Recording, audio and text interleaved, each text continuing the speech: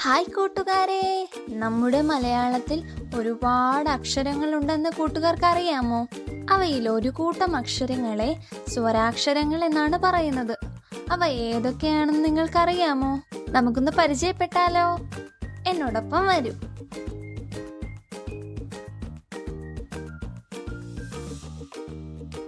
ആ, ആ, ഇ, ഈ, ഉ, ഊ, ഋ, എ, ഐ, ഒ, ഓ, ഔ, ആ.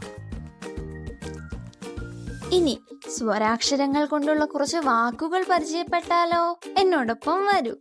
ആ, അമ്മ, ആ, ആന, ഇ, ഇല, ഈ, ഈച്ച, ഉ, ഉരൽ, ഊ, ഊണ്, ഋ, ഋഷി, എ, എലി,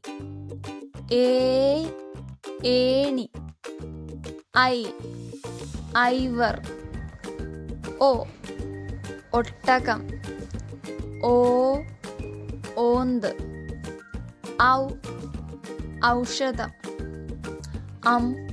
അംബുജം.